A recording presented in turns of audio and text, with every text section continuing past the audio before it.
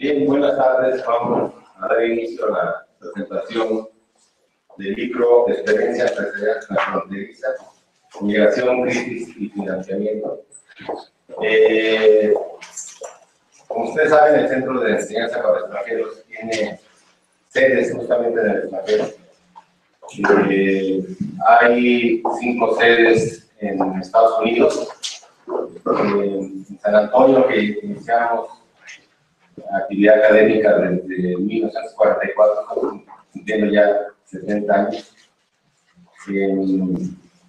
Tenemos otra sede en Chicago, una más en Los Ángeles, una más en Seattle, recientemente incorporada desde 2009 para acá. Y próximamente, en el mes de mayo, abriremos otra sede en Tucson, Arizona. Entonces, es un tema que efectivamente interesa a nuestras comunidades migrantes en aquel país. Estamos enlazados a nuestras sedes en Chicago, en Los Ángeles, en San Antonio y en Costa Rica, donde también tenemos una sede en el Istmo Centroamericano. Y aprovecho el comercial para comentar que modelo ya no de escuela de extensión, como es el caso de Estados Unidos, sino un modelo que llamamos Centro de Estudios Mexicanos, que operan en China, en España, en Francia, y hoy precisamente estamos inaugurando una sede más en Reino Unido, en la capital, en Londres, en el King's College de la capital londinense. Entonces, este es un tema que desde luego nos interesa que se presente aquí el libro, coordinado por las doctoras Eugenia Correa, la doctora Alicia Tino. Haré una presentación más puntual una vez que se entregue la palabra, pero la doctora Correa viene de la Facultad de Economía, la doctora Alicia Girón del Instituto de Ciencias Económicas, y nos acompaña para hacer los comentarios al texto. En primer lugar, el doctor Rodolfo García Zamora, de la Universidad de Zacatecas, que por razones extraordinarias se encuentra en cama, pero nos envió un video con su presentación, el cual escucharemos en un rato más. También nos acompaña el doctor José Denis, aquí a mi derecha. Él es jubilado de la Universidad Complutense de Madrid, pero también trabaja en la Universidad de Zacatecas. Asimismo nos acompaña Francisco de la Torre. Él procede del Instituto de los Mexicanos en el Exterior, de la Secretaría de Relaciones Exteriores, y con ellos estaremos aquí platicando de este libro sobre la experiencia empresarial transfronteriza.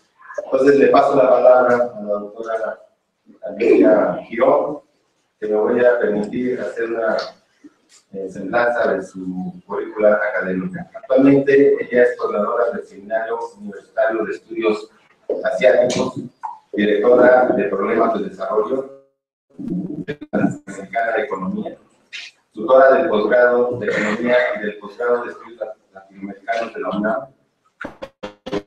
tuvo el premio de investigación en Ciencias Económico-Administrativas 2010, distinguida en 2 ocasiones con la medalla Camino Barrera por la maestría y doctorado en estudios latinoamericanos por la Facultad de Ciencias Políticas y Sociales.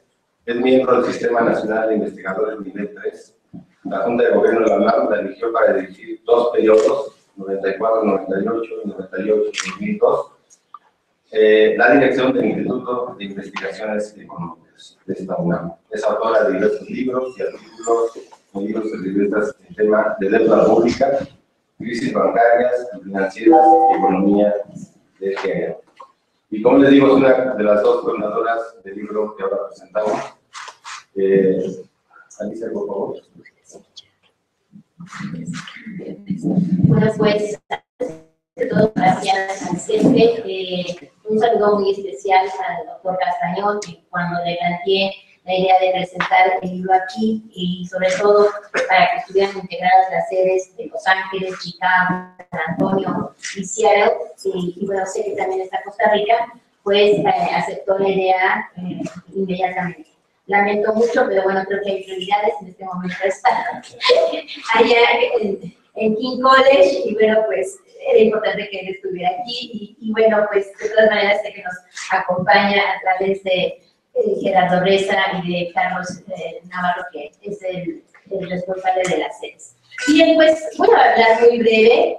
En primer lugar, quiero señalar que cuando uno hace la presentación de un libro, pues es realmente la salida en sociedad de un hijo, ¿verdad?, que no duró 9 meses, sino que duró más de 3 años, yo diría casi 5 años o 6 años, a raíz de que este libro es resultado de un proyecto con ACID, donde las autoras que plasmaron aquí sus escritos, pues nos dimos la tarea de hacer una lluvia de ideas, ¿verdad?, para presentar el protocolo, y después lo mandamos, lo subimos a la plataforma de CONACYT, y 2 años después, en un oficio que por ahí apareció en mi currículo, ¿verdad?, pues resultaba que nos habían aprobado 1.700.000 pesos. En ese momento yo estaba por tomar ya mi año sabático, y realmente fue muy difícil, por un lado, decir, bueno, sí al proyecto, que mínimo era, bueno, era por 3 años, o tomar el sabático, pero creo que esas oportunidades no se presentan todos los días, y entonces nos dimos en la tarea de iniciar este gran proyecto.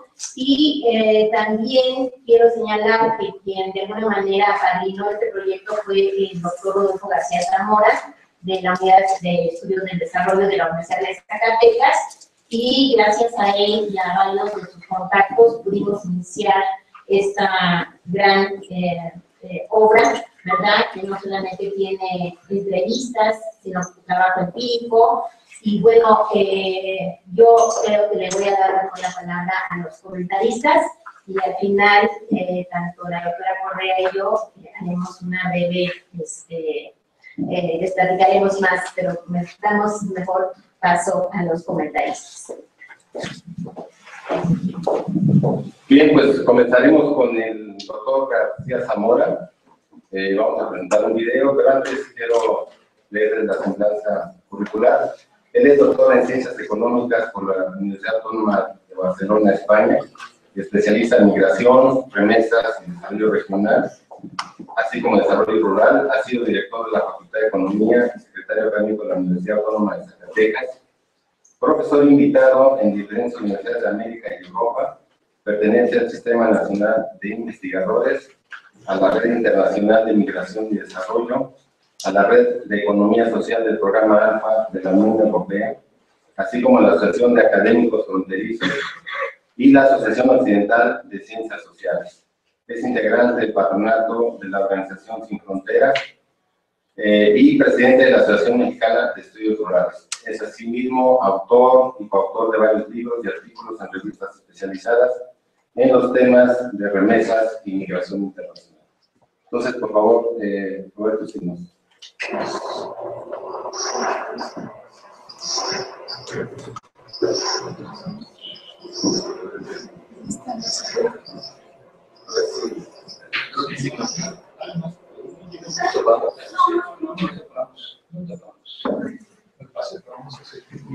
Pero si no nos están viendo a nosotros. Exactamente.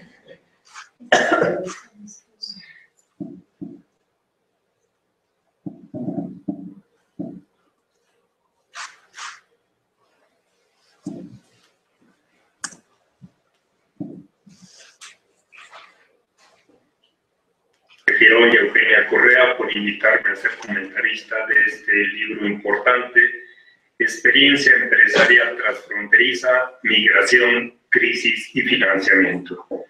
Y quiero comenzar mis comentarios contextualizando la aparición del libro. Y ahí es muy importante considerar la profunda crisis económica, social y política que ha padecido México luego de 32 años del modelo aperturista y privatizador de la economía nacional. Un aumento explosivo de la migración interna, proporcional a las dimensiones de la crisis y del fracaso del modelo económico, como lo evidencian las cifras de que a fines de los 70 en Estados Unidos había 700,000 migrantes en que estalla la crisis en el país del norte, había 12 millones de mexicanos. Es importante señalar cómo la crisis financiera 2007-2013 en Estados Unidos vino a romper lo que era una enorme válvula de escape de la exportación masiva de los mexicanos y de las contradicciones económicas, sociales y políticas. Y el impacto de esta crisis se manifestó primero en una reducción importante en la migración internacional, en una caída de las remesas de 26,000 millones de dólares a 23,000 millones de dólares en los años siguientes, y un aumento muy importante en el retorno y las deportaciones que rebasan más de 2 millones de connacionales en los últimos 6 años. En ese contexto, que el país no estaba ni está preparado para integrar a 2 millones más de mexicanos retornados, es que se plantea la necesidad de una política de Estado sobre desarrollo, migración y seguridad humana. En el año pasado, la economía norteamericana comienza a tener una pequeña recuperación económica, un aumento en la inmigración y una recuperación de las remesas enviadas a México, que ascendieron a 23,600 millones de dólares.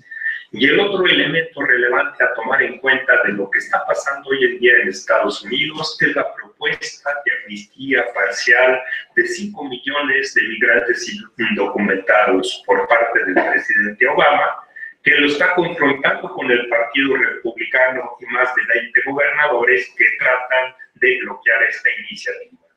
Contexto en el cual resulta estratégica el que se diera una ciudadanización masiva de los mexicanos que están en Estados Unidos para sacar adelante esta iniciativa, y muchas de las... Retomo el tema de las deportaciones masivas y el retorno, que asciende a cerca de 3 millones de mexicanos en los últimos años, y la necesidad de una nueva política y seguridad humana ante el bajo crecimiento económico del 2.3% en 32 años y del 1.7% en los 2 años y medio del gobierno actual, y la reducida generación de empleo.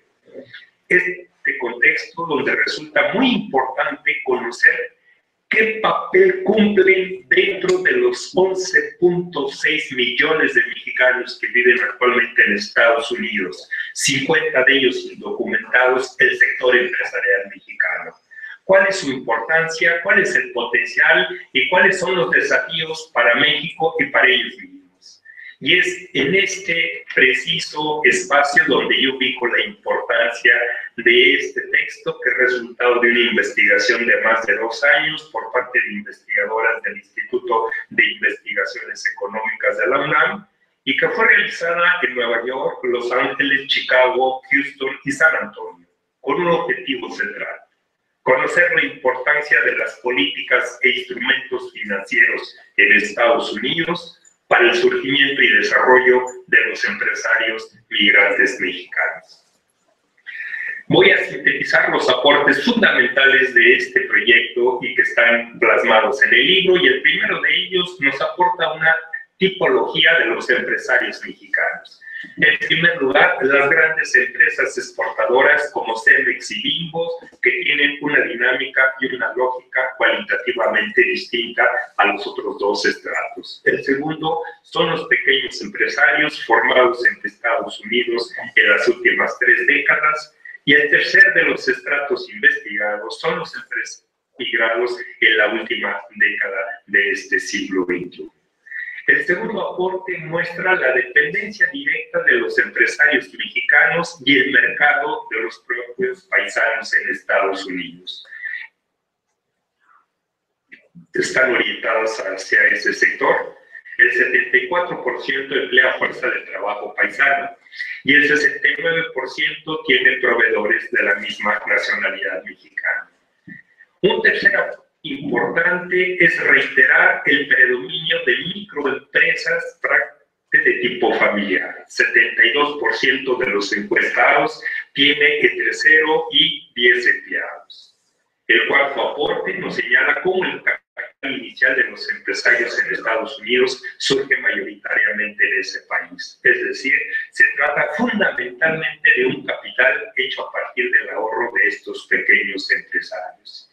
Un quinto descubrimiento es destacar el alto nivel educativo de los empresarios migrantes encuestados, con un 39% con licenciatura, 20% con bachillerato y 19% con un bajo nivel de irregularidad migratoria. Solo el 13.6% de los encuestados no tenía regularizada su estancia en Estados Unidos. El aporte número 7 fue el impacto de la crisis financiera de Estados Unidos sobre este sector. 60% de los encuestados tiene alguna hipoteca y el 20% perdió por lo menos alguna propiedad.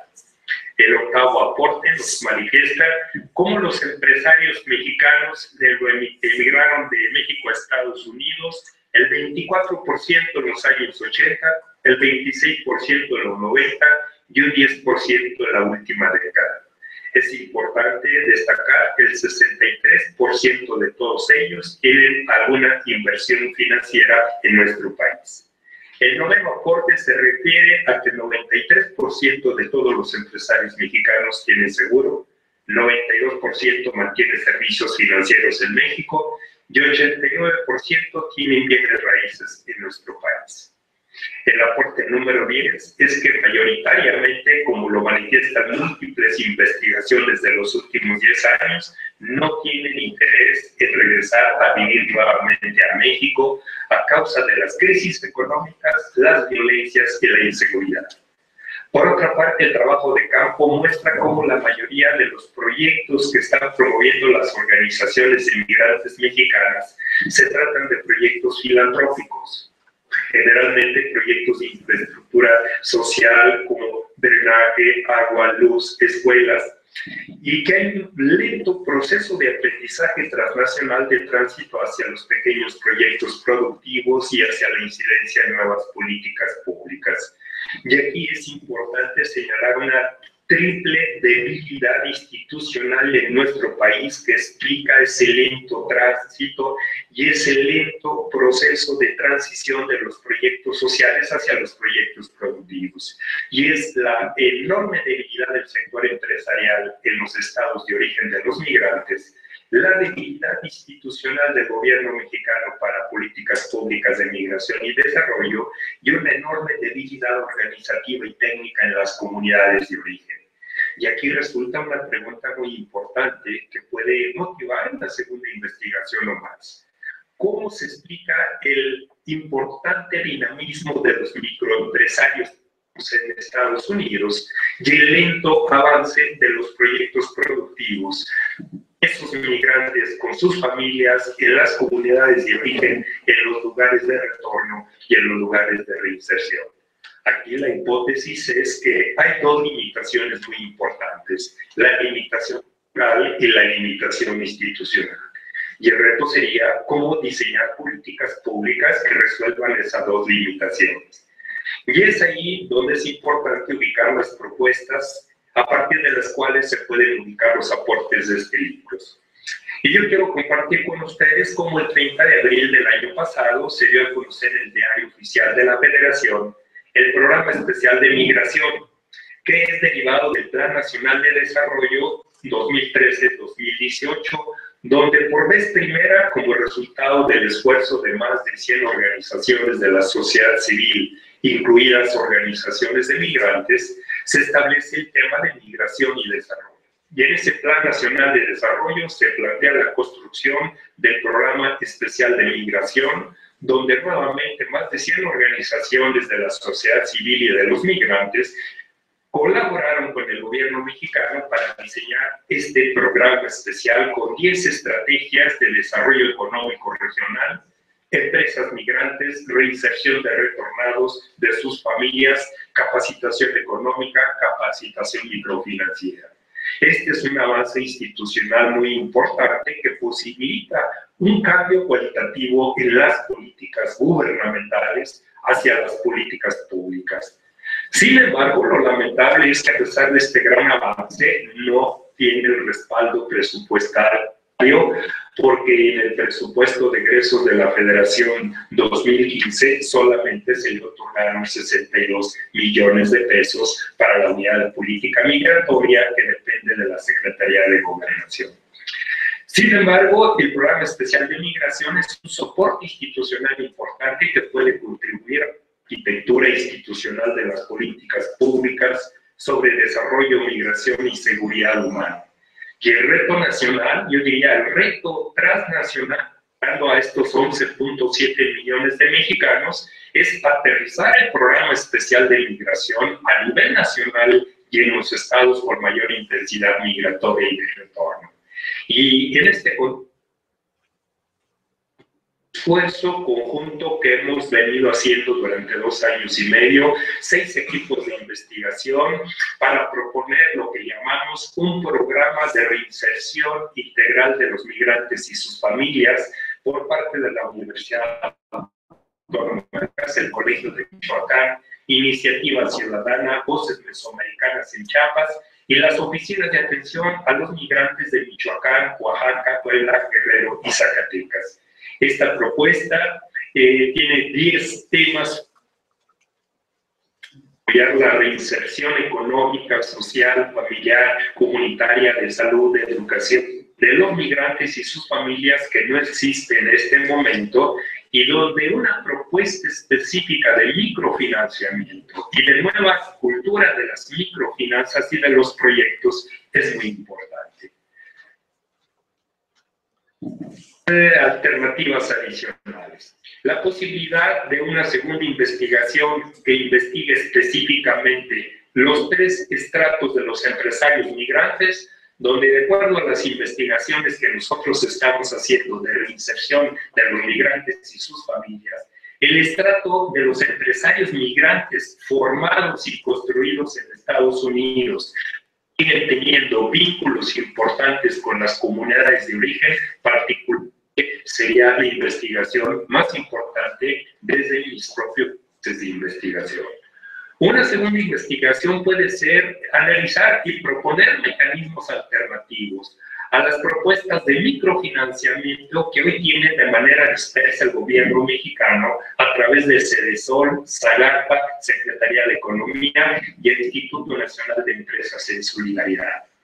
Y una tercera investigación que sugiero puede ser investigación sobre las micro y pequeñas empresas transnacionales con las organizaciones de migrantes de sus comunidades de origen, haciendo una alianza estratégica con colegas de la Universidad de California, Los Ángeles, las universidades de Chicago, las universidades de Texas y con los colegas de Diálogo Interamericano en Washington, que tienen muchos años trabajando el tema de microfinanzas, remesas y pequeños proyectos de desarrollo.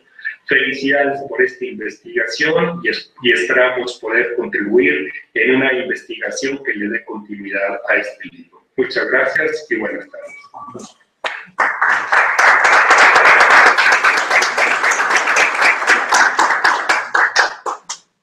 Bien, pues agradecemos al doctor García Zamora el esfuerzo de hacernos llegar este video y sobre todo de la sabiduría que tiene sobre el tema. Ahora me honro presentar al doctor José Denis, quien trabajó también parte de su vida académica en la Universidad Complutense de Madrid y que ahora lo hace en la Universidad de Zacatecas. El doctor Denis tiene doctorados en Francia y España, maestrías en Argentina, Paraguay, Perú y licenciaturas en Uruguay y España. Durante los últimos 30 años ha ejercido la docencia universitaria y la investigación en varios países de Europa y América Latina en temas relacionados con el desarrollo y la economía latinoamericana. Ha realizado estudios sobre la cooperación comunitaria en América Latina y los procesos de integración económica en algunas áreas de esta región, como el Mercosur y el Tratado de Libre Comercio de América del Norte, así como las relaciones de la Unión Europea con América Latina.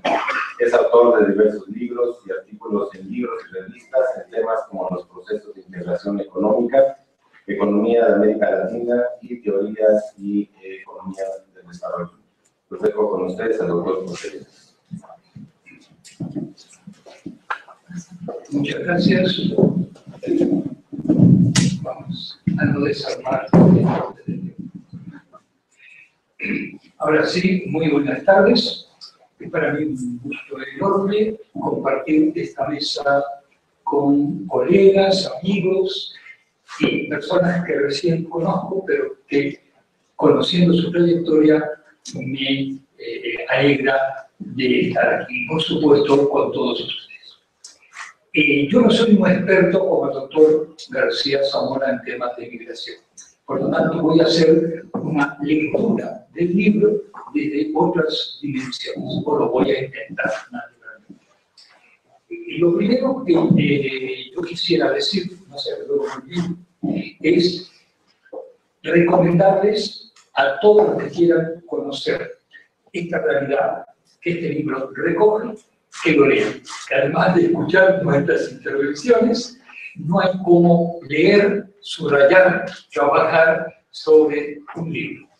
Creo que vale mucho la pena y no es una hipocresía de presentación del libro. O, en lugar de hipocresía, digámoslo, de realidad formal, para usar un eufemismo más elegante, pero que en definitiva a veces esconde otras cosas.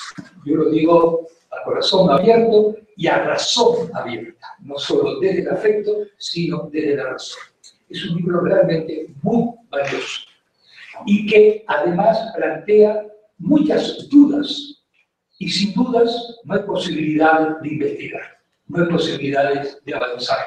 Bienvenidas las dudas, bienvenidos los diálogos intelectuales, bienvenidos los investigadores universitarios que no permanecen encerrados en sus cubículos, sino que salen a la calle y escuchan e investigan lo que la gente, los sujetos sociales, los actores sociales hacen, dicen, piensan.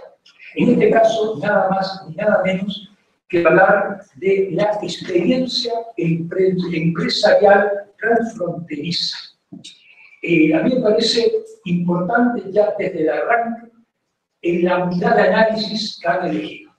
No es caer en el llanto de pobrecitos los migrantes, o maravillosos los migrantes, ni A ni B, sino también los migrantes son capaces de crear empresas, de triunfar con esas empresas o fracasar con esas empresas, que de todo ocurre, naturalmente, porque son el reflejo del tiempo y del espacio donde viven, como cualquiera de nosotros aquí presentes. Pero, sobre todo, en este caso, cuando lo vinculan a otras dimensiones, crisis y financiamiento. No podemos escondernos y olvidarnos que hay una crisis desde 2007, 2008 a nuestros días.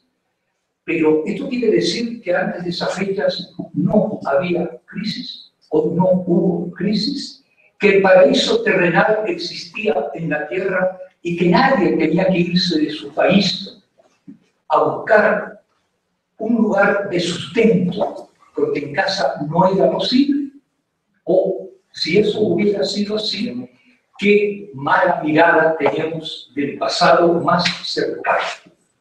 No nos olvidemos que los procesos migratorios forman parte de la historia de la humanidad, inclusive, dicho casi provocativamente.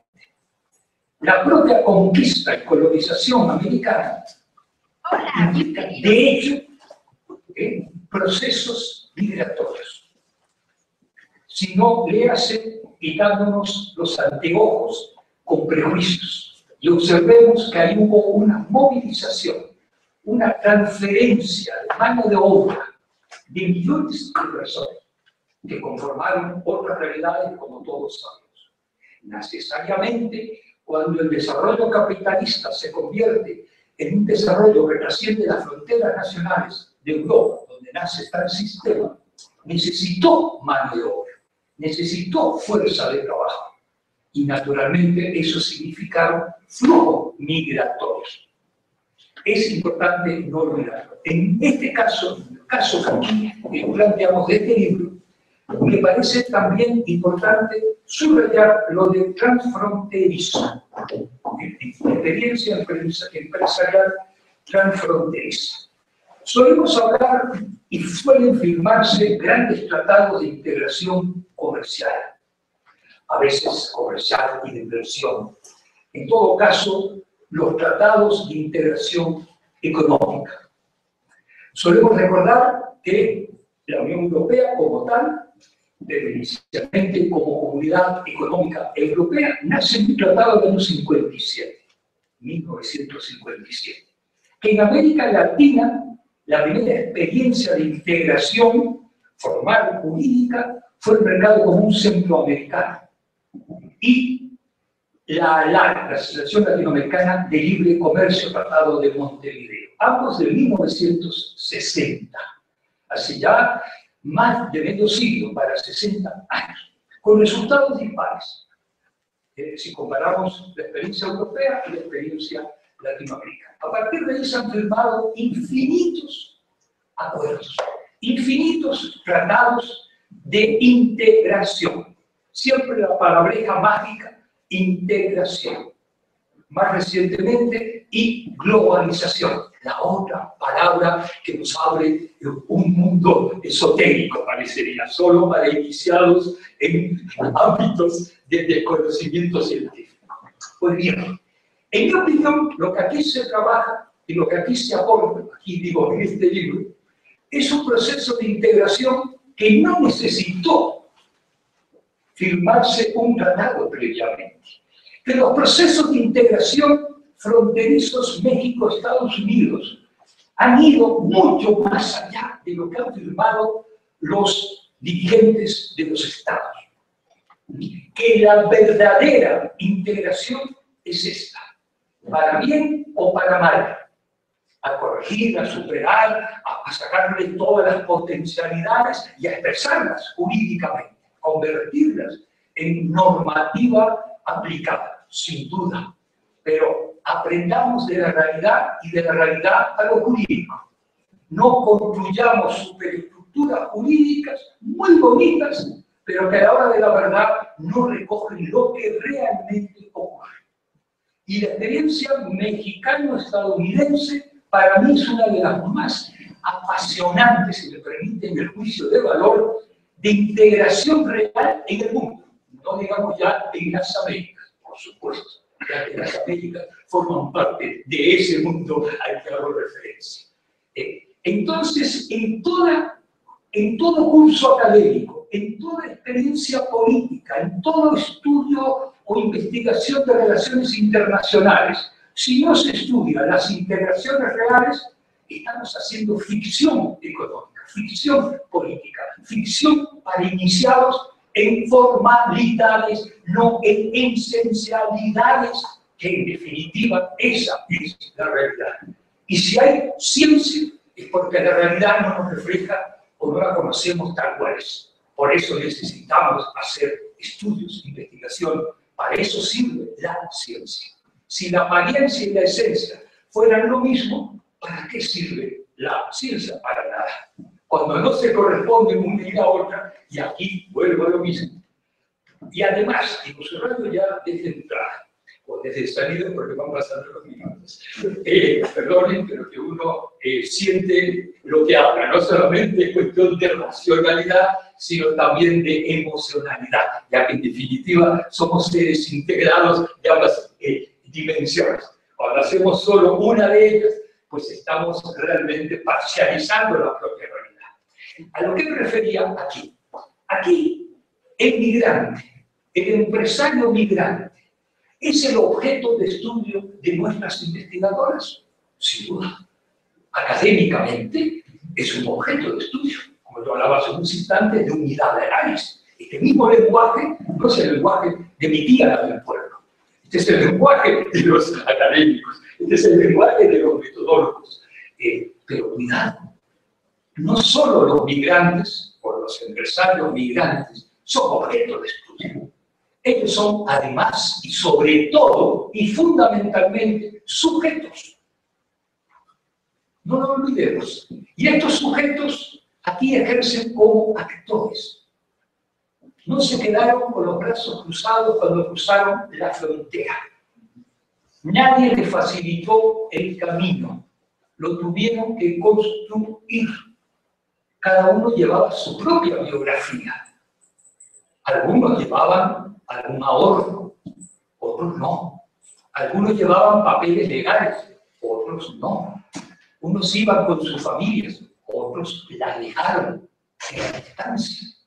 Sin embargo, fueron capaces en un medio nuevo, diferente. Y yo diría, en algunos casos, permítanme que lo diga, agresivo contra el de afuera. Normalmente, el de afuera, donde sea, cuesta asumirlo, cuesta aceptarlo, porque siempre los otros son diferentes, y lo diferente no siempre es grato, inclusive en casa. Ya lo digo, en otras casas, en otros territorios, en otros países, incluso en casa, porque nuestras sociedades son desiguales, son asimétricas, hay estructuras sociales, hay estructuras ideológicas, hay estructuras políticas, hay estructuras étnicas, y por lo tanto existen los diferentes. En este caso, los diferentes son pobres. Y por pobres, algunos feos, por definición, todo lo pobre es feo, que digamos, feo como hecho social, pero también estético, porque la estética tiene también un componente ideológico y social.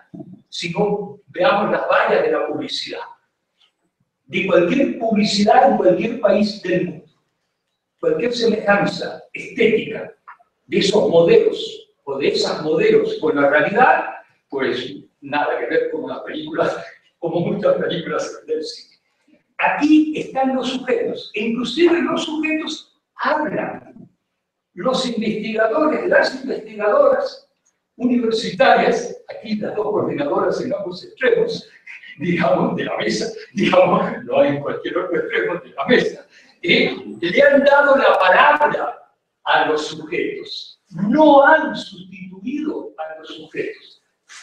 Si esto fuera una mesa de discusión epistemológica, yo diría, he aquí una epistemología para el desarrollo. He aquí una epistemología superadora de esas asimetrías de las que yo hablaba hace unos instantes, de esas desigualdades. Deja hablar al sujeto y que forme parte de tu investigación. No lo veas como un objeto aislado, separado de ti. Ojo, ¿por qué? Porque además sería de deshonestidad intelectual. No es solo una cuestión epistemológica, que lo es, y de primer orden, ojo, sino de que vale que los grandes epistemólogos de cualquier escuela, desde Teodoro Adorno, pasando por Popper, por quien ustedes quieran, esto que estoy diciendo, esto es epistemología de la investigación aplicada, y referido a temas migratorios y empresariales, sino que también es una cuestión de ética. Porque si estas personas no hubieran actuado como han actuado, si no existieran, ¿de qué objeto de investigación hablar? Sobraríamos todos los universitarios que tanto a veces hacemos y construimos superestructuras que cualquier semejanza con la realidad es pura coincidencia. Hacemos referencia al cine, sigamos con el cine. Entonces, yo quisiera aquí subrayar, integración real, era la real, donde los juristas, los políticos, los expertos tienen que estudiar cómo expresarlo jurídicamente y cómo adecuar los tratados o los acuerdos internacionales de integración a la realidad, que la realidad se vea reflejado en esos marcos y no encorsetar a la realidad. Entonces, no estamos realmente haciendo lo debido. Punto siguiente, pues los sujetos. No olvidemos los sujetos de investigación, los actores. Y hago la diferencia entre sujeto y actor. El actor es el que decide, además de ser sujeto, por definición sociológica, el protagonista, o quiere ser protagonista de su historia. Ojo, todos somos seres humanos, todos somos sujetos sociales, pero ¿cuántos de los que aquí estamos queremos ser realmente protagonistas a conciencia de lo que deseamos ser? Habría que discutir. Entonces, cuidado, que no es una cuestión de lenguaje, es una cuestión de concepto. Hablar de sujetos y actores. Entonces, aquí hay sujetos y actores. Y actores que, insisto, son unos cuantos millones de personas. No solo los 12 millones a los que se hacía referencia de nacidos en México, sino los 33 millones de mexicanos, de los cuales 12 nacidos en México y el resto nacidos en Estados Unidos. Pero familiarmente, culturalmente, de todo punto de vista, son mexicanos. Porque la nacionalidad no es solo jurídica. Pobres de aquellos que solo creen que uno es de un país por nacer en ese país. Se puede nacer en un país y ser profundamente alejado de lo que representa esa sociedad y viceversa. Esos millones de mexicanos, aunque sean ciudadanos de Estados Unidos, son 33 millones, señoras y señores. Es mucha gente en un país que tiene 110 o un poco más de millones en su propio territorio. Veamos la relación, es una de las más altas relaciones de población en el mundo, que está fuera de casa. Digamos, no olvidemos ese pequeño detalle. Y todo esto en un entorno de la famosa globalización. Qué bonito. De la globalización, de la que ya por suerte cada vez hablamos un poquito menos.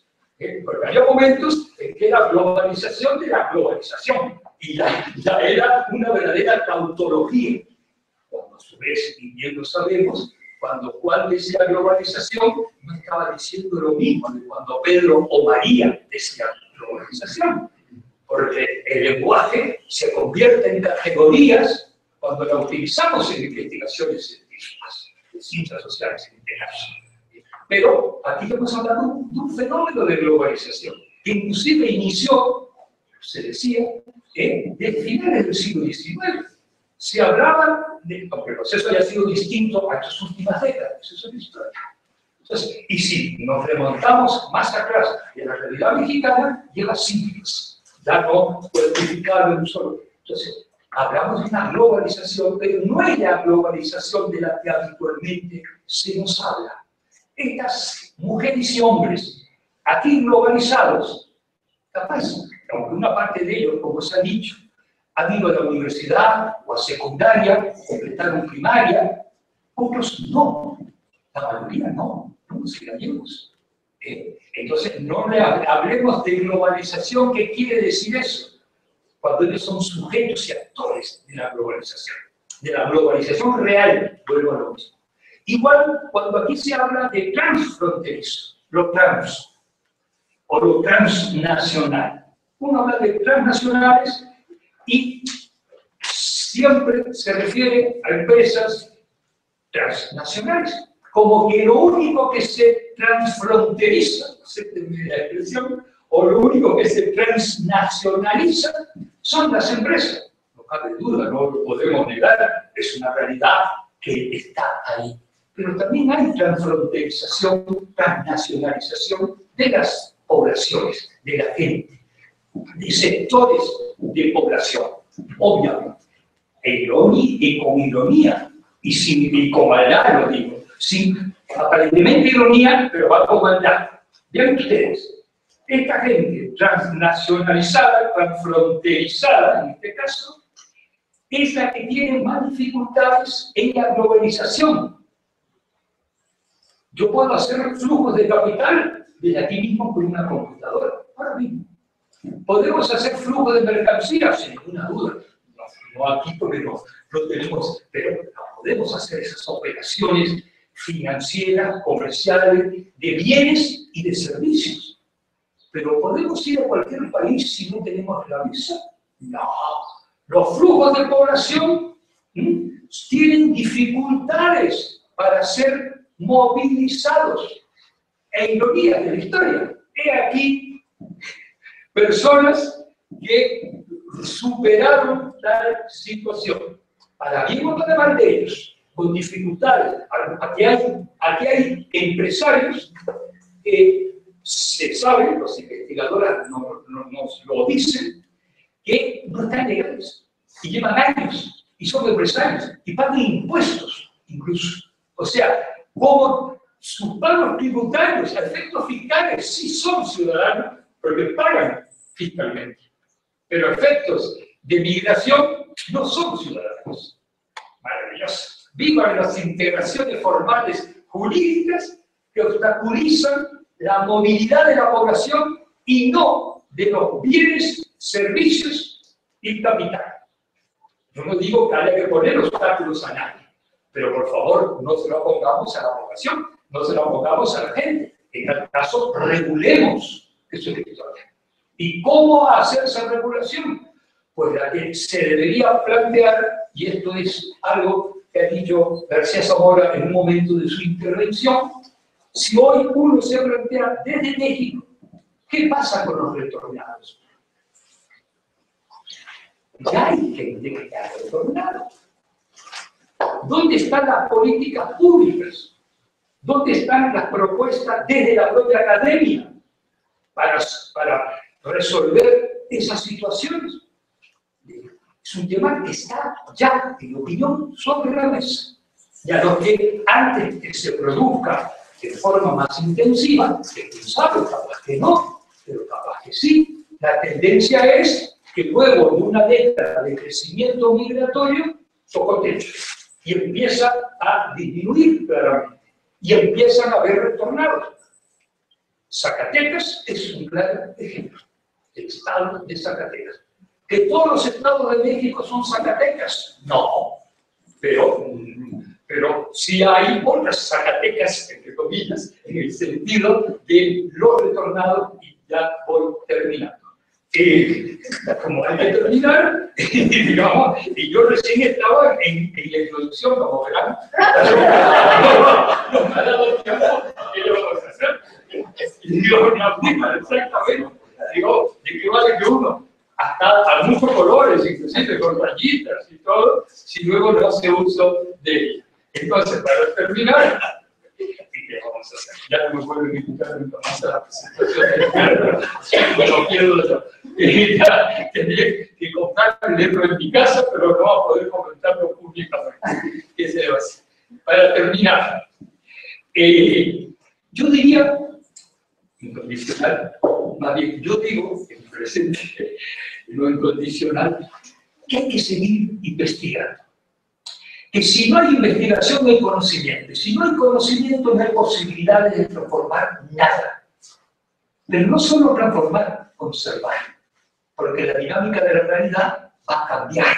Querramos o no querramos. Entonces, aunque aquellos que no quieran transformar nada, sino conservar, la realidad le va a superar a ella. En consecuencia, conocer, investigar. 2. Si ese conocer y ese investigar no tiene sangre, carne, lágrimas, sudor, estoy plagiando parcialmente a Winston Churchill, digamos, para que no digan que yo estoy inventándome la frase, pero solo parcialmente, digamos, pues entonces, ¿de qué investigación hablamos? Si aquí no solamente son personas, hombres, mujeres, niños, ancianos, sino que en este caso son mexicanos. Y aquí la mayoría de los presentes son mexicanos. Y los que no lo somos, queremos a México. Entonces, esos efectos, esta gente tiene biografía, tiene rostro, tiene historia. Y eso es lo más vigoroso de la ciencia. Y en esa medida, lo digo con toda claridad, y he trabajado por décadas temas de epistemología, es un libro científico en ese sentido, sin necesidad de ponerle el apellido de humanista. ¿Por qué?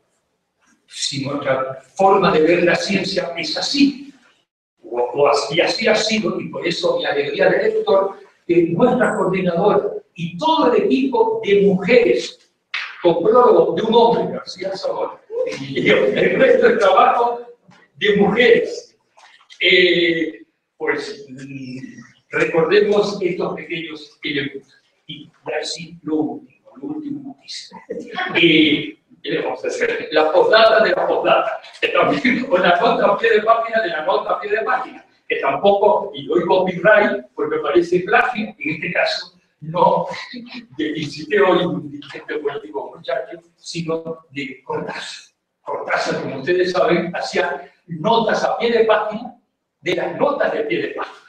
Maravilloso. Un gran aporte científico de Cortázar, el escritor, que nos aporta elementos también para hablar de migración. Y decía, y termino, si esto no lo inscribimos como parte de un proyecto más amplio, de lo que se suele llamar proyectos de desarrollo, no entremos a discutir qué es desarrollo, eso lo dejamos para otro libro y una mesa de presentación de ese libro, pero sí, si el fenómeno de la migración, si el fenómeno de los empresarios transfronterizos, si el fenómeno del financiamiento, etcétera, etcétera, no lo integramos como parte de una totalidad mucho más amplia que la abarca, pues seguramente tampoco podremos dar un diagnóstico más preciso. Y seguramente podremos dar respuestas parciales, pero solo parciales. Esto exige pensar en proyectos más abarcativos, más integradores, ahora no en el sentido que hablábamos hoy, sino de articuladores de dimensiones. He ahí una posibilidad de estrategia, de un proyecto de investigación al que, en mi opinión, no hay que renunciar, y mucho menos si esa visión se hace como política pública, desde donde, en mi opinión, habría que hacerlo, no solo desde la academia, sino también desde la aplicación del conocimiento, esto es, desde el espacio público, desde las instituciones públicas. Perdón, porque esto excede el tiempo.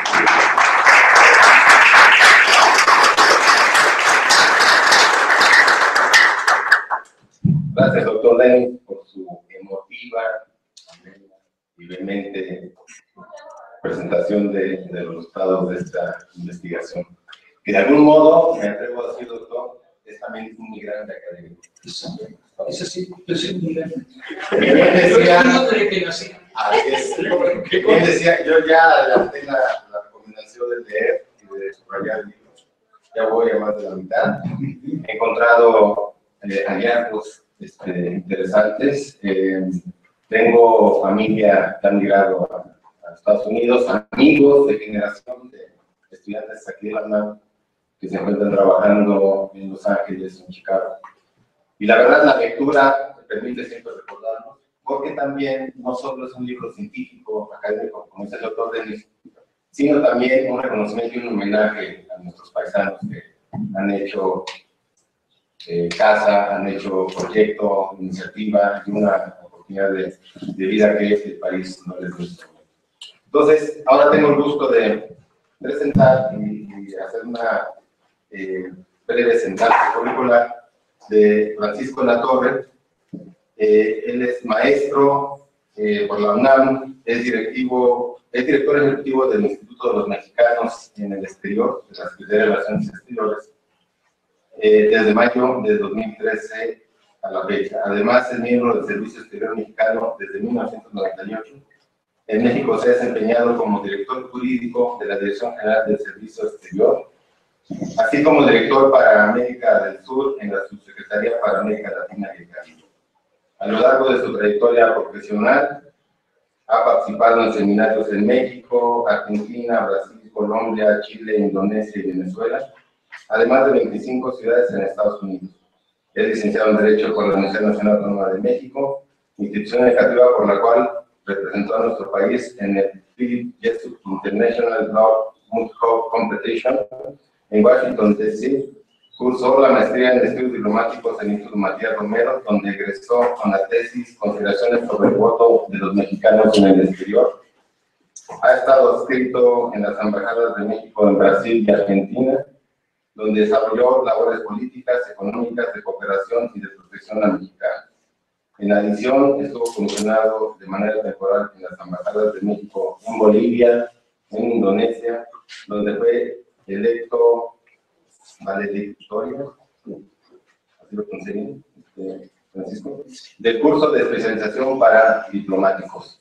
Los dejo pues con Francisco. Muchas gracias, claro. Gerardo, cuando acabó el doctor García Zamora, usó la palabra sabiduría para describir lo que había escuchado. Después escuchamos al doctor Denis. Entonces, yo sí quiero que me vuelvan a invitar a otra ponencia de estas. Así que procurar ser muy ejecutivo, por un lado, y por otro lado, tratar de llenar un poco el espacio y los zapatos de quienes reciben la palabra, que conocen mucho más a profundidad el tema que yo, dicho de paso. En primer lugar, quiero agradecer especialmente la invitación a la doctora Girón para participar en este evento. Muchas gracias, doctora. Regresar para mí a mi alma mater, aquí a mi UNAM, es siempre motivo de privilegio y satisfacción. Como escucharon ustedes, yo recibo aquí en la Facultad de Derecho, caminando. Además, entiendo que existe transmisión simultánea a sedes de la UNAM en 4 ciudades en Estados Unidos. Un saludo a todos ustedes del otro lado de la frontera. Cuando estoy del otro lado, siempre me hacen en casa, particularmente en Chicago. Y un poco en descargo de lo que decía el doctor García Zamora sobre políticas públicas, quiero decirles que la Secretaría de Relaciones Exteriores, el Servicio Exterior Mexicano, mantiene en Estados Unidos la red consular más grande de un país en otro. Tenemos 50 consulados. 50 consulados trabajan día a día para que se respeten los derechos humanos, los derechos laborales, los derechos en general de todos los mexicanos que viven en Estados Unidos. Amigos y amigas, cito comillas, los mexicanos a lo largo de las últimas décadas han creado empresas de éxito en Estados Unidos y ha sido un sector muy pujante de empresarios dentro del grupo de los hispanos. Su experiencia transfronteriza es muy significativa porque confronta la política económica de nuestro país frente a la expulsión de mano de obra hacia el país. Cierro comillas.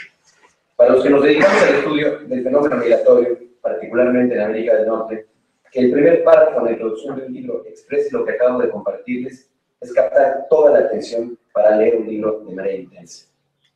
Como también mencionaba el doctor Denis, y yo quiero destacarlo, me llamó la atención que no tuviera equilibrio de género, excepto por Rodolfo Netólogo, que son absolutamente puras mujeres las que escriben, no hubo equilibrio de género alguno, dicho de paso. Y si bien no lo hace al principio, el libro pone en contexto dentro de sus páginas internas. Ya se mencionó aquí, 54 millones de hispanos en Estados Unidos, 34 de ellos de origen mexicano, de los cuales 22 son de origen mexicano y 12 nacieron en México. De estos, 6 son documentados y 6 no tienen papeles de estancia legal. Este universo incluye al más humilde de los mexicanos que cruza las fronteras sin papeles y sin saber hablar o escribir incluso español, pero también incluye a aquellos mexicanos acaudalados que por diversas razones han decidido mudar su residencia en la frontera norte. Este libro, coordinado por las doctoras Girón y Correa, demuestra claramente que la nueva inserción laboral de la población migrante mexicana hacia Estados Unidos ha ampliado, en general, sus condiciones productivas e incluso se han desarrollado capacidades empresariales, identificando nuevos nichos de mercado o bien expandiendo allí de fronteras sus negocios, llevando a cabo importantes emprendimientos productivos y sobre todo rentables. Tenemos que entender que para que exista un libro así es porque existen perfiles migratorios diferentes. La migración reciente se caracteriza por tener capacidades distintas a la migración tradicional. Les comparto un dato para que tengamos mayor contexto. Hoy en Estados Unidos existen más de 1 millón de mexicanos que tienen el grado de licenciatura, maestría o doctorado. Pero si bien es cierto que hay perfiles migratorios distintos, también debemos aclarar que el talento no solo está en la academia. Personas migrantes mexicanos que llegaron a Estados Unidos hace 10 o 15 años, literalmente, y como ellos mencionan, con una mano atrás y otra adelante, han logrado fundar verdaderos emporios en ese país, facturando millones de dólares al año. Sea en el rubro del mercado de nostalgia, como el rey del chicharrón o el rey de la tortilla, o muchos otros que han tenido la capacidad de innovación. También aprendemos que los mexicanos, antes y después de quiebras muy famosas, han incrementado su presencia con mercados económicos en Estados Unidos. Aquí les dejo un dato. Bimbo ocupa el primer lugar en el mercado de panificación en Estados Unidos. ¿Y saben quién ocupa el segundo lugar del competidor en el competido sector lácteo? Ni más ni menos la leche Lala. Lala es el segundo competidor en el mercado de Estados Unidos. Si bien el término transfronterizo nos remite de manera automática a los 3.000 kilómetros que tenemos de frontera con Estados Unidos, quiero expresarles con sinceridad que el libro me dejó la sensación de excluir a Canadá y a los miles de mexicanos que están también en Canadá. Creo que existen ejemplos muy claros de mexicanos, empresarios exitosos en ese país, en los diversos perfiles que nos muestran los diversos autores. Incluso el Programa Temporal de Trabajadores Agrícolas, el famoso PETAT, desde hace varios años envía 18,000 personas por año a ese país, y creo que también se pudo haber hecho algo a pesar de que transfronterizo, insisto, solo refiere a Estados Unidos, pero tenemos otra frontera, otro tema transfronterizo con Canadá. De hecho, es muy sabido que varios de ellos han aprovechado los conocimientos que requieren las granjas para después instalar ellos mismos un próspero negocio agropecuario, sea dentro de Canadá o incluso dentro de México. También el libro nos invita a la reflexión. Me sentí francamente retado, desafiado, para proponer nuevas formas de inversiones productivas. Hace rato lo mencionaba el doctor García Zamora. Sobre este tema debo mencionar que debe llegar un nuevo modelo de programa 3x1, donde se permita superar la idea de que los migrantes nostálgicos invierten en una cancha de fútbol en su municipio de origen. Debemos evolucionar para llegar a que estos clubes de oriundos que invierten en México lo hagan incluso en asociaciones público-privadas de infraestructura con el gobierno o con la iniciativa privada en México. También me queda claro después de la lectura que hay varios nichos de mercado que no han sido explotados. No existe, por ejemplo, una coordinación clara entre el INADEM de México y el Small Business Administration de Estados Unidos. La doctora Patricia Rodríguez nos habla de comunidades mexicanas y su vinculación con las empresas en el libro. Nos menciona que la mayor migración internacional de todos los tiempos es la de México y Estados Unidos. Y creo que aquí vale la pena mencionar 3 factores más. El primero es que cuando perdimos la mitad del territorio, 100,000 personas quedaron del otro lado con su cultura y sus tradiciones para convertirse en nuevos americanos. No hay que perderlo de vista. Segundo, el gran debate académico. Saber si alcanzamos el equilibrio cero en materia migratoria. Se calcula que al año, por deportaciones forzadas o de manera voluntaria, regresan a México entre 400 y 500,000 mexicanos. Similar número es de aquellos mexicanos que emprenden la aventura del norte. La pregunta es, ¿qué tanto influye un flujo cero para nuevas iniciativas empresariales de México en los Estados Unidos? Y también recordemos que la experiencia empresarial transfronteriza es en ambos sentidos. Existen, y escuchen bien, más de 1 millón de estadounidenses viviendo en México. Si bien desde el punto de vista proporcional no se puede comparar, si nos habla de un grado de interdependencia importante. No todos son inversionistas de millones de dólares, los americanos que viven aquí. Existen muchos pequeños empresarios, particularmente mexicanos-americanos, que instalan negocios en nuestro país difícilmente identificables y de los cuales nada se ha escrito hasta la fecha, y son igual de transfronterizos que los mexicanos del otro lado. En fin, concluyo. El libro me gustó mucho porque toca un tema inédito. Nos invita a la reflexión, nos descubre un mundo que tenemos enfrente, pero que no siempre vemos. Y al mismo tiempo trata de responder la pregunta de cómo y por qué se ha dado este fenómeno. Nuevamente, muchas gracias y felicidades a las coordinadoras y a las autoras del libro. Enhorabuena. Muchas gracias.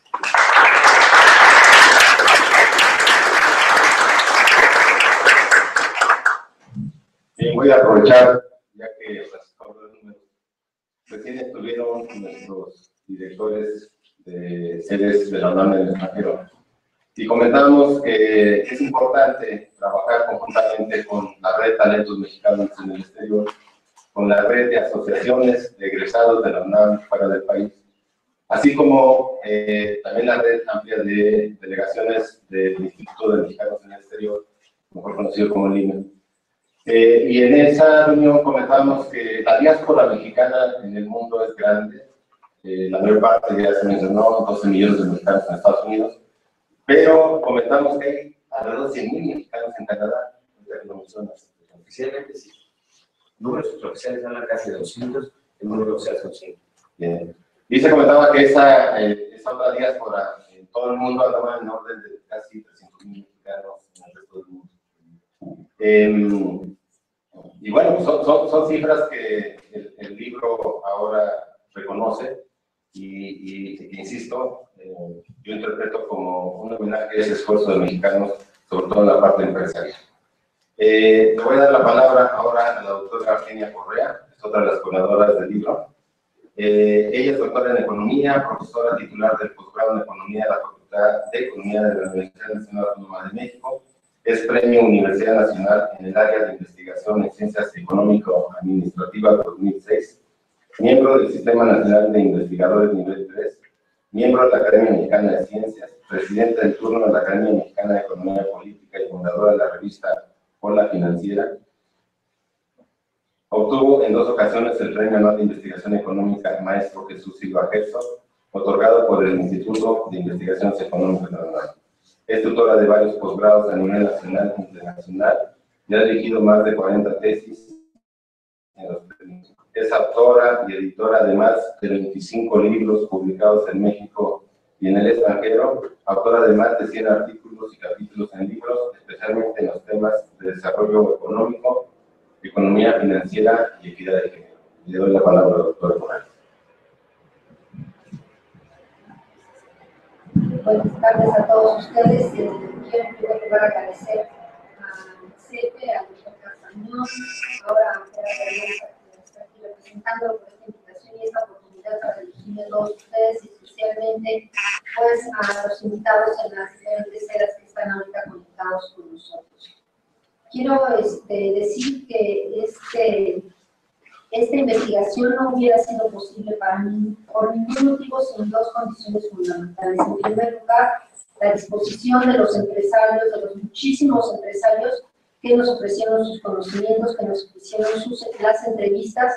Se hicieron casi 100, un poco más de 100 por ahí, de entrevistas semiestructuradas en los Estados Unidos, en las diferentes ciudades.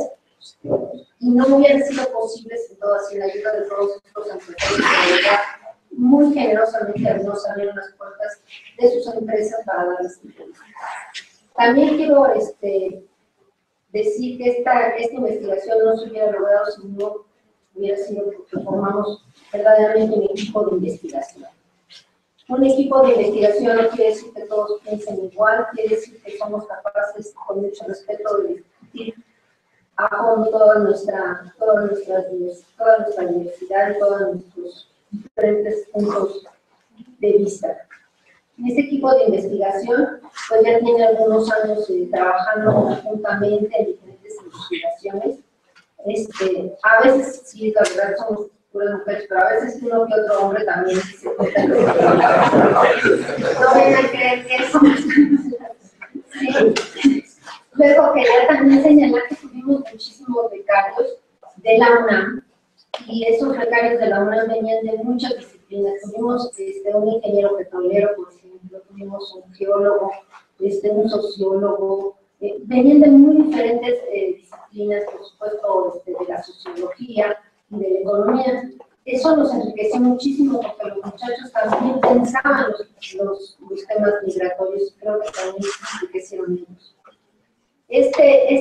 Además, esta investigación porque hubiera sido posible, si no es porque trabajamos en la UNAM. Quiero decirles que muchos de estos empresarios nos dieron las entrevistas porque les decíamos que íbamos de la UNAM.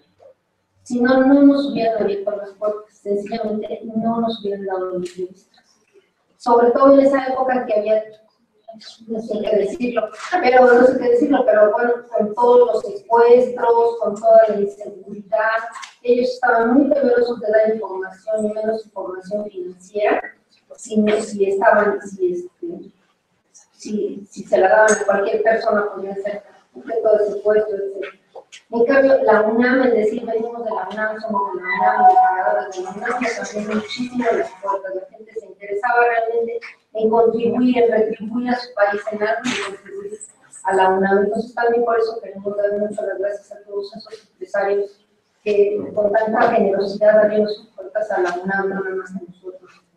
También quiero decir que este es un ejercicio de sociología financiera muy innovador, porque no es la sociología financiera que se practica por parte de, vamos a decir, de los banqueros que siempre están buscando nuevos clientes, que siempre están buscando, pues, nuevas, a quien venderle más tarjetas de crédito o a quien venderle más, ¿cómo se dice?, créditos a la nómina, etc. Este es un ejercicio de sociología financiera que trata de entender justamente cómo se van formando y cómo se van dando las necesidades de ahorro y de financiamiento de inversión de este grupo muy especial de mexicanos que se caracteriza por toda esa energía emprendedora tan importante y que lamentablemente México perdió.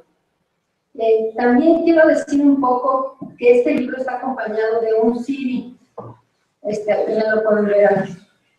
Es un CD muy importante porque la doctora Girón y yo decidimos, junto con todo el equipo, que este proyecto fue financiado pues, por el pueblo de México, por el CONACYT y con los impuestos que todos pagamos. Y es muy importante que la base de datos de todo el proyecto que se generó por toda nuestra investigación, pues quede a la mano y como recurso para cualquier otra investigación, ¿no? Justamente estaban saliendo varios investigadores del área de la Facultad de Contaduría y Administración que trabajan temas empresariales, muy interesados en utilizar esta base de datos. Esta base de datos pues, es la base de datos UNAM sobre experiencias empresariales y creo que va a ser muy útil para otras investigaciones. Esa base de datos incluye, además de la información estadística, las más de 90 entrevistas que se realizaron con los empresarios, porque todas estas se grabaron.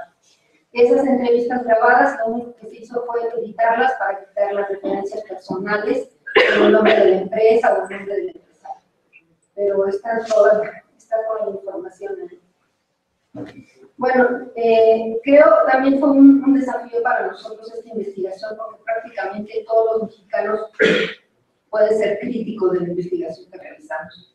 Porque todos los mexicanos, todas las familias, o casi todas las familias, ¿verdad?, tienen familiares migrantes en los Estados Unidos, algunas en Canadá también, pero la mayor parte en Estados Unidos. Entonces, casi todo el mundo, como nos estaba diciendo el doctor Reza, pues pueden estar leyendo el libro y recordando a sus padres, a sus amigos, a sus primos, a sus tíos, a tantas otras, personas y familiares que conocen o que han estado allá. Entonces, todos los mexicanos prácticamente pueden ser críticos del libro o a su vez aportar a ello. Nos gustó también el libro porque fuimos de alguna manera capaces, gracias a que en realidad después un equipo de investigación, a reflejar por momentos algunas de las palabras, de las aspiraciones que los empresarios mismos nos plantearon en el momento de la investigación y de las entrevistas. No eran entrevistas sencillas, ustedes entenderán. En primer lugar, ni conocíamos Los Ángeles, o sea, y así teníamos que hacer mínimo 4 entrevistas diarias, desplazándonos por toda una ciudad que ni conocíamos, ¿no?, con citas muy específicas, y así fue lo mismo en Chicago y en todos lados. No fue una investigación sencilla, pero los empresarios nos recibían, bueno, o sea, todos querían dar de comer, ya saben cómo somos los mexicanos. Nos querían dar de comer, nos veían así como pobrecitos vienen de la noche.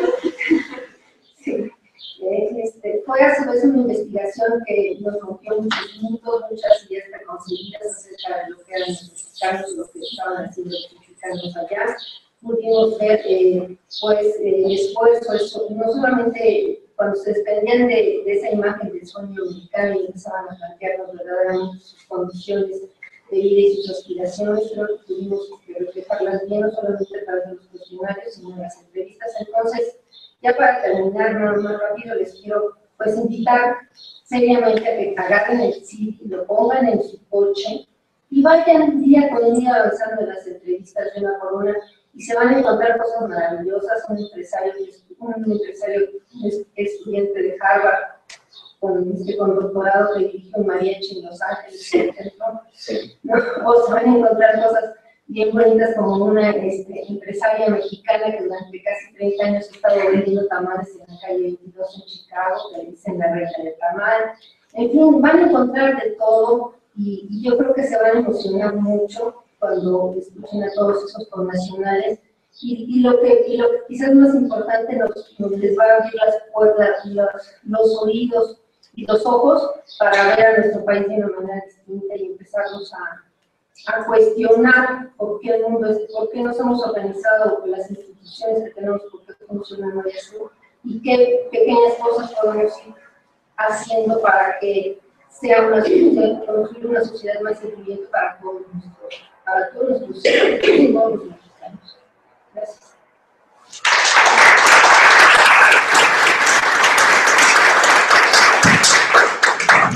Sí, hablaríamos de...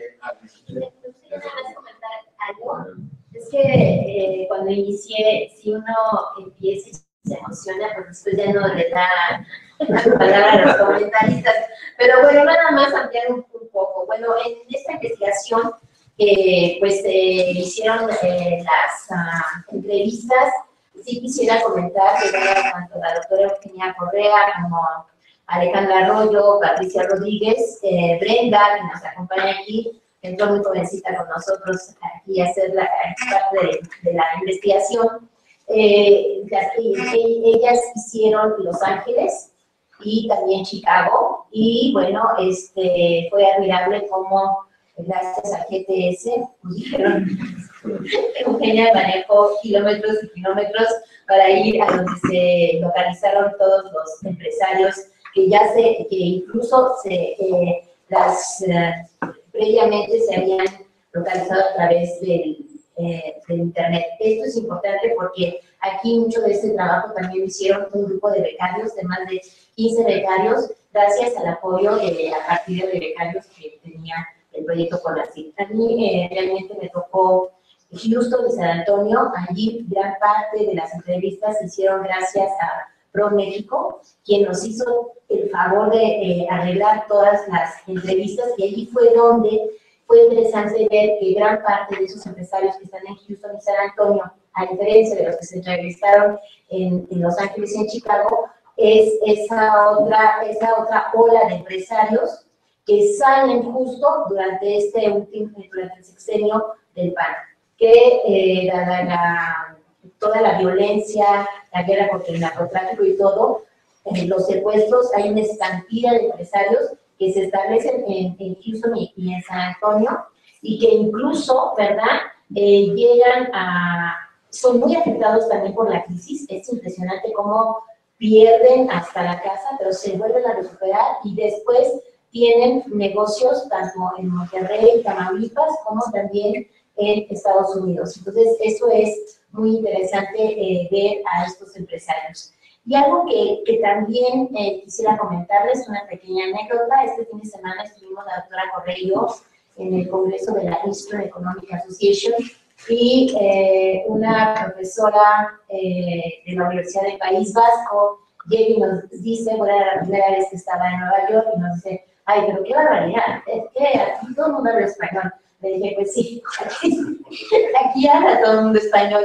Entonces, ¿cuál es la reflexión? Es que realmente, si bien nos quitaron los territorios en el siglo XIX, es que ahora hemos conquistado los Estados Unidos y también parte de Canadá. El esfuerzo de los mexicanos es valiosísimo, porque realmente, es más, Texas, las ciudades de Texas, el impacto de la crisis no fue tan fuerte gracias al empuje de los mexicanos en esas ciudades.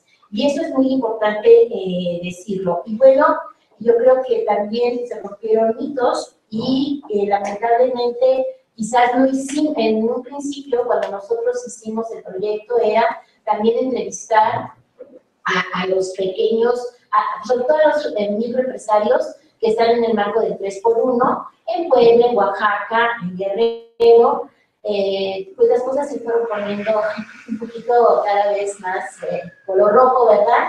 Y entonces las entrevistas que hicimos gracias al doctor Rodolfo García Zamora y a Efraín Jiménez, que es uno de los líderes que participa en este programa del 3x1, gracias al permiso que nos dio Efraín, pudimos entrevistar a los pequeños productores en casi todos los municipios de Zacatecas. Eso duró cerca de una semana, donde la propia universidad nos puso el transporte y nos acompañaron a hacer las entrevistas con agricultores, con los que hacen los dulces de Zacatecas. Un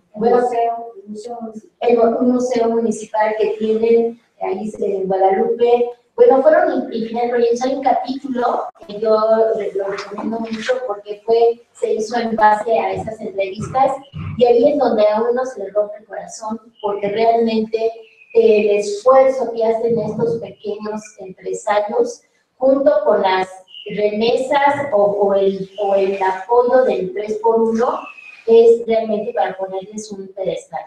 O sea, la gente intenta sacar sus productos, intenta trabajar, y lamentablemente los servicios financieros, que ese era el objeto de estudio de nuestra investigación, pues los servicios financieros no van para estas personas. O sea, lamentablemente los servicios financieros ni van para esos que se hicieron pequeños empresarios en los Estados Unidos, que entraron de espaldas mojadas, braceros y que después se volvieron empresarios, bueno, los servicios financieros no están, son muchos de sus negocios son en función de los ahorros que tienen. Incluso en una entrevista que yo hice en Houston a unos que acababan de poner un restaurante, dijeron: nosotros quemamos las naves y nos venimos para acá. O sea, vendieron casa, coche, dejaron familias y se fueron a poner un pequeño negocio. Entonces, es muy interesante ver todo esto, y también la oportunidad que nos dio Rodolfo García Zamora, porque las primeras entrevistas que hicimos fue en un viaje que estábamos nosotros en un proyecto de la Agencia de Cooperación Española en Madrid. Entonces, previamente, 2 semanas antes, viajamos México-Nueva York, y ahí entrevistamos a Joel, que es un sacerdote, que es el que lleva la procesión de la Virgen de Guadalupe, que desde, ¿verdad?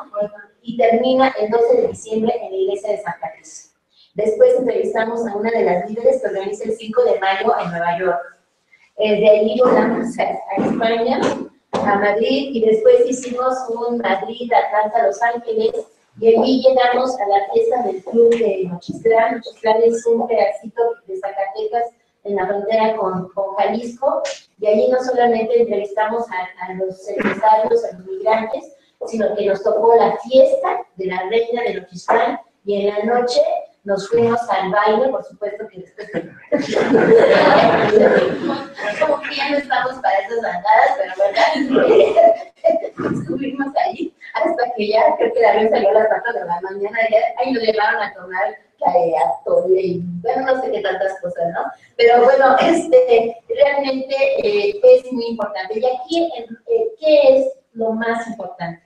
Todo este discurso de la famosa bancarización realmente es un discurso monetarista, ¿verdad? En cierta manera, porque ganan muchísimo a través de los microcréditos, todas estas microfinancieras, pero la bancarización realmente no llega a estas personas, y aquí es la falta de una política pública, principalmente de la banca de desarrollo. Y por el otro lado, bueno, pues como dice Durán, no voy a leer la cita, está en el libro, ¿verdad? En la página I-23, donde dice que México es un país de migrantes, y efectivamente así no nos reconocemos, pero sin embargo sí somos un país que a lo largo desde el siglo XIX y ahora más a partir no solamente de esta famosa tercera ola, como le dicen los migrantes, pero sobre todo a través de políticas monetaristas que han expulsado fuerza de trabajo hacia otros países, ¿no? Al final de cuentas, la migración es buscar oportunidades donde se puedan encontrar. Yo con esto ya termino, porque si no, voy a estar yo también como los comentaristas, y hay que darles la palabra, no sé si las sedes, Gerardo, no sé si hay cosas aquí, si hay quisiera hacer.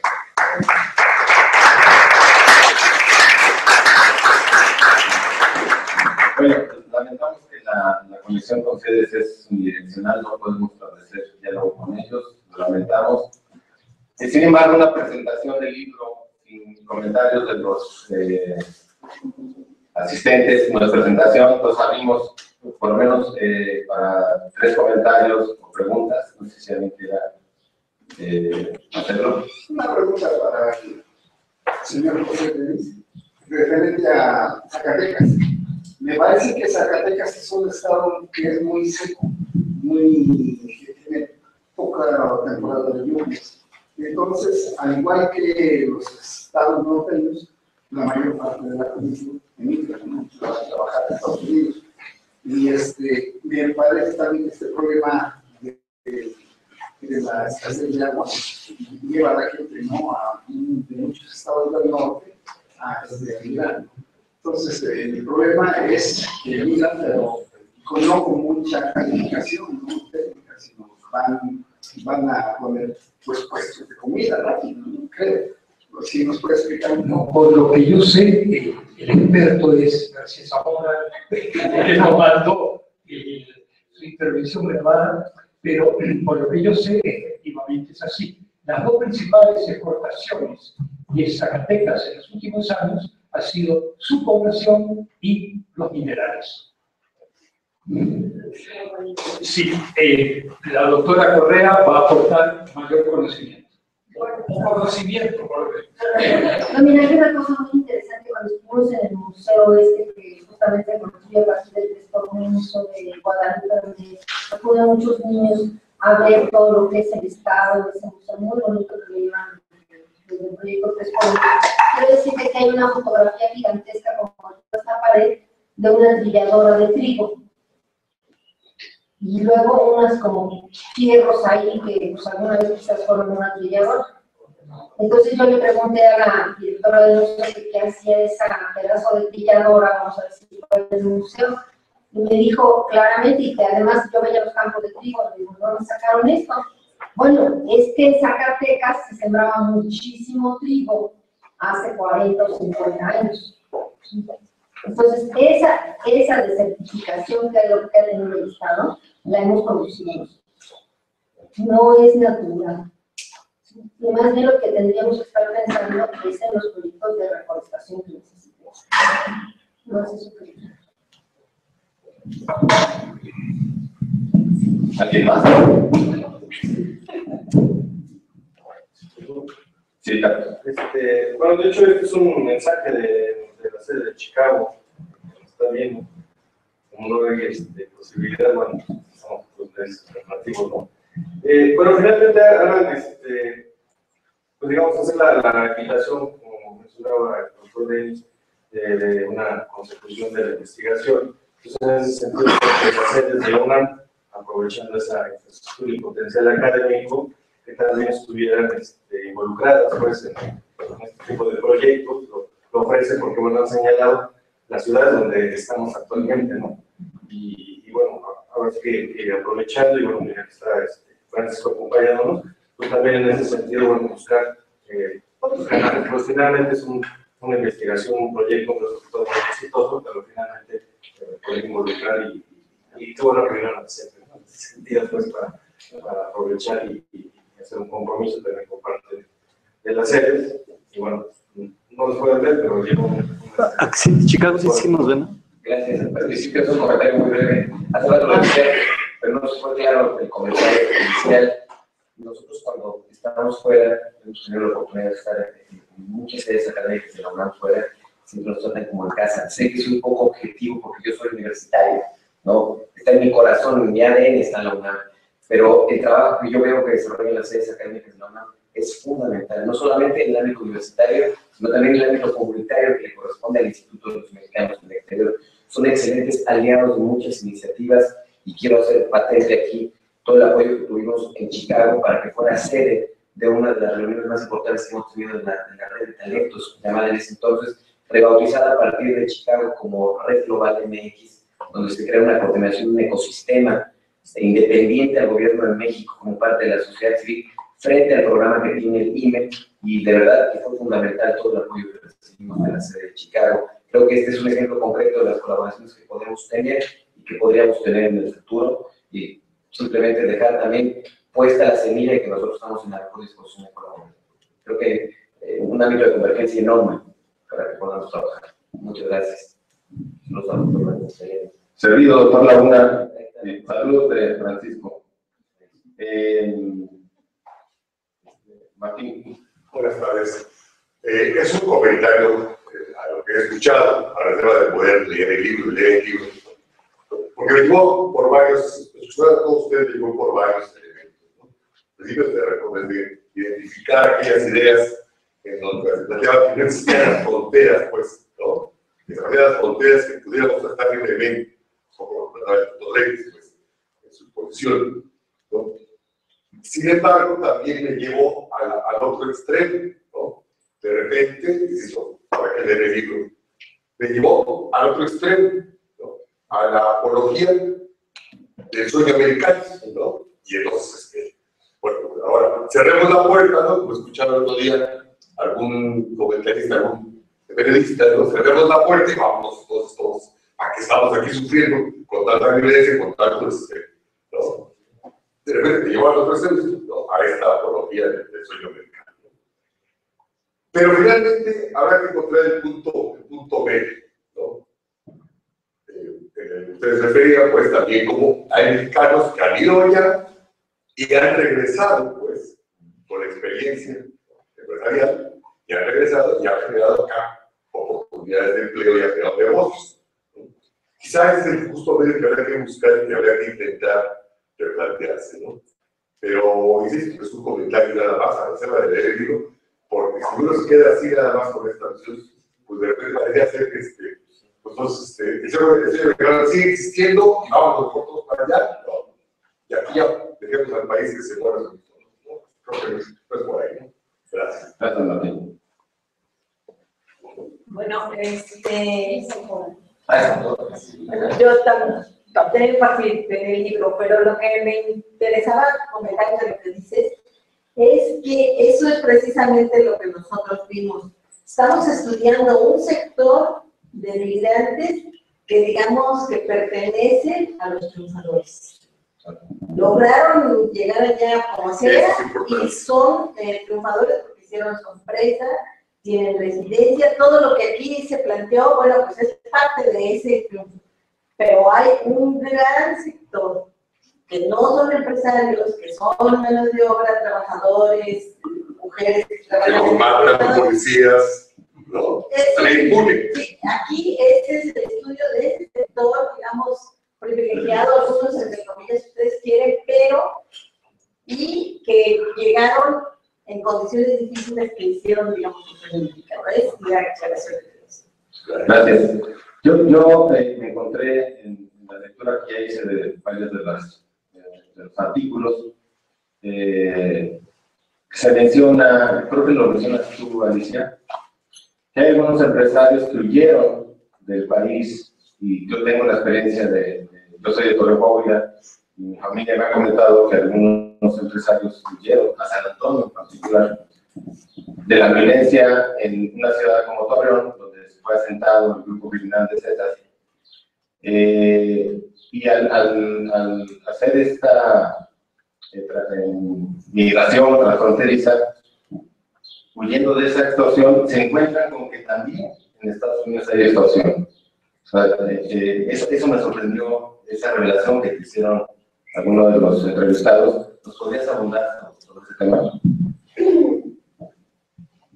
Sí, efectivamente, bueno, muchos, o sea, cuando yo hago la diferenciación de la migración a la cual nos referimos, la primera bueno, es entre las grandes empresas, la segunda es los que se hicieron migrantes mexicanos, empresarios mexicanos en Estados Unidos, y la tercera es esta, que es la migración de cuello blanco, que sale precisamente por la extorsión, por los secuestros, por muchas razones de violencia, y que ya no pueden estar con sus negocios aquí. Salen, pero también cuando llegan allá, los que no tuvieron la posibilidad de recibir, tanto por parte del consulado o por incluso las mismas asociaciones de mexicanos, hay una asociación de empresarios mexicanos en San Antonio, o sea, los que creyeron que iban a hacer sus negocios igual que en México, pues les fue muy mal, porque también los extorsionan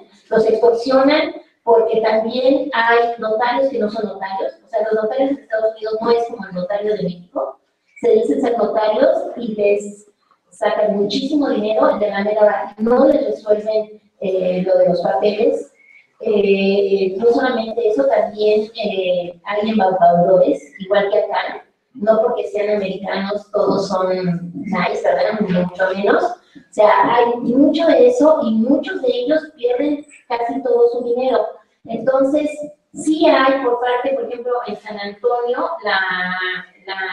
todos los empresarios que entrevistamos aquí, muchos de ellos tenían la ayuda de la Asociación de Empresarios Mexicanos, que incluso yo no sabía que la fundó Guillermo Pulido cuando estuvo allá en San Antonio. Eso nos comentó ahora que estuvo aquí. Fue el que fundó esa asociación y, bueno, de alguna manera ha ayudado muchísimo a todos los empresarios. La otra que también es muy importante, que muchos se van sin leer muy bien las condiciones que da el gobierno mexicano para los empresarios. Nos comentaba un empresario que, bueno, se fue porque definitivamente estaba siendo expulsado la situación que había en Monterrey, y cuando pide la visa, ¿no?, para toda la familia, simplemente hay un punto donde tú tienes que hacer actividad voluntaria en Estados Unidos. La otra es que la esposa tenía que hacer algo, no podía estar la señora en su casa como en México. Entonces, la vía para que le dieran la visa fue que se pusiera a estudiar inglés. Entonces, eso es muy interesante porque muchas de las, o sea, hay una transformación incluso del rol al interior de las familias. Una vez que pasan para allá, las mujeres o las esposas que no trabajan, tienen que trabajar, tienen que hacer actividad comunitaria, y eso, pues, muchas veces dentro de nuestra cultura no lo está. Y, bueno, eso es otra dinámica. Pero sí hay una transformación en el rol. Yo nada más quisiera comentar, y esto lo vimos Eugenia y yo cuando visitamos, porque aquí también hay una tragedia, que es la de los niños de estos migrantes. Nosotros, cuando hicimos uno de los proyectos productivos en Zacatecas, visitamos a... Él era ingeniero y la esposa era dentista, emigran hacia Estados Unidos porque un tío, bueno, les da la facilidad de que se vayan, y él regresa a recuperar parte de las tierras ejidales que eran de sus abuelos. Él pone, pues, no sé cómo se dice, la granja de puerquitos, y después todo el estiércol a través de las ribolitas los convertían en abono. Algo impresionante. Y su sueño era todo aquel campo seco, volverlo verde, porque cuando él era chico era verde, y entonces quería volver a hacer esto. Pero ¿cuál era la tragedia? Que el niño, o sea, el primer niño, cuando se fue, estaba chiquito, sí sabía español y aprendió el inglés allá.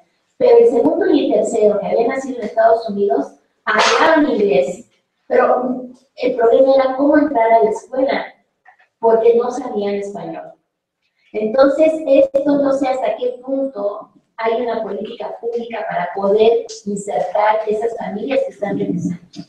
Y aquí mucho tiene que ver con la Secretaría de Educación Pública. O sea, hay un problema que es, bueno, yo creo que hay muchas aristas para poder estudiar la migración. Aquí lo que nosotros, como les digo, el objeto de estudio fue los servicios financieros.